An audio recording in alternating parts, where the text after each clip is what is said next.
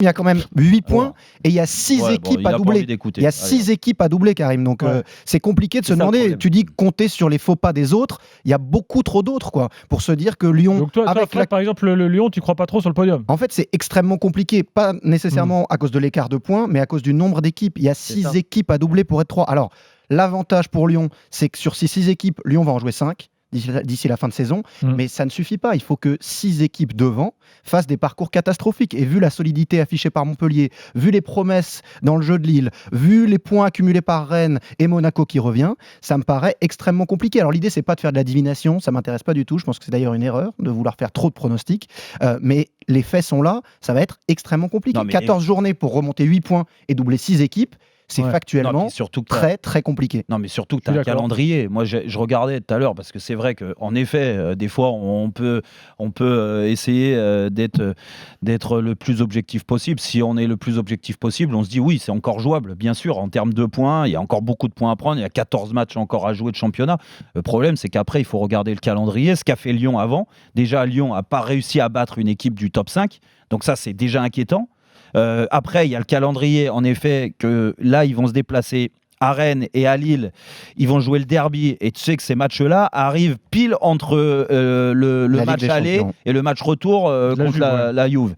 Alors, bon, on sait, même si Kevin n'aime pas la pression des joueurs sur ce match de Ligue des Champions à Lyon, elle va être énorme. Elle va bouffer beaucoup d'énergie. Et que quand tu joues le mardi... Contrairement à ce que tu crois, pour Lyon, ce sera une pression positive. Oui, d'accord. Mais la pression, elle existe. Donc, elle va bouffer de l'énergie. Et moi, je peux te dire, je te parle en connaissance de cause, que quand tu joues ces matchs-là avec beaucoup d'intensité, avec beaucoup de stress, beaucoup de pression, et même s'ils n'ont pas gagné d'avance contre la Juve, en général, tous les pronostics jouent contre Lyon. Ils vont le jouer à bloc le premier match. Imagine, ils sont encore dans le match pour le retour.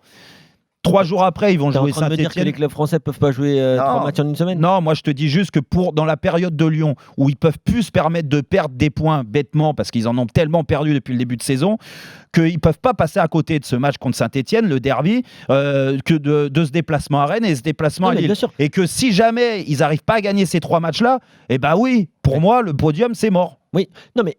Moi, je suis complètement d'accord avec vous dans ce que vous venez de dire, mais maintenant, vous avez parlé du classement, vous avez parlé des équipes qui sont devant, donc je vais pas répéter cela. Maintenant, moi, ce qui m'inquiète le plus que les statistiques et le programme et le calendrier, ça reste la qualité de jeu proposée sur la pelouse. Mais je pense qu'on est tout à fait d'accord. Non, mais je le sais, la qualité de jeu proposée sur la pelouse, elle permet pas forcément de se projeter quand on voit une équipe de Monaco qui, je l'espère, a enfin retrouvé son duo d'attaquants. Quand on voit Rennes, est-ce que Rennes va se remettre est-ce que Rennes va se remettre du départ de leur président? Ça, je suis pas sûr, mais il y a quand même des équipes, comme tu l'as dit, comme Montpellier, qui sont assez stables. Il y a Lille. Il y a Lille, bien sûr. Donc, il y a Strasbourg.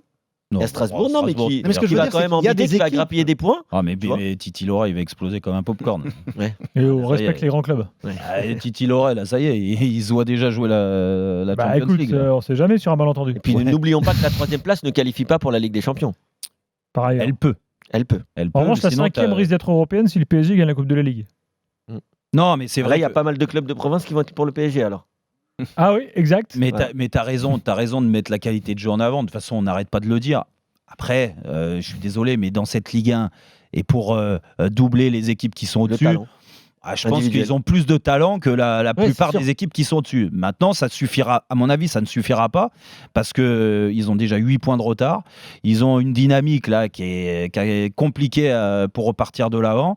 Et je ne suis pas sûr que, je te dis, en plus de jouer toutes les compètes, c'est bien parce que enfin, ils vont peut-être gagner un titre, la finale de la Coupe de la Ligue. Ils ont l'occasion. Surtout, c'est peut-être leur meilleure chance de se qualifier en Coupe d'Europe. En plus, via la Coupe de la Ligue. Oui, je pense aussi. Au bout d'un moment, les supporters et Jean-Michel Aulas, s'il y a bien un truc, à mon avis, il a compris par rapport à son discours sur la Coupe de la Ligue, là, sur la demi-finale, quand il était content de se qualifier en finale, c'est qu'il faut donner de l'émotion aussi à ses supporters. Les passionnés, ils ont envie, alors même si en championnat, ça paraît compliqué de gagner une Coupe d'Europe encore plus, par le biais d'une Coupe, d'avoir ces émotions-là et de regagner enfin un trophée qui fuit Lyon depuis 2012, quoi. Surtout contre Paris.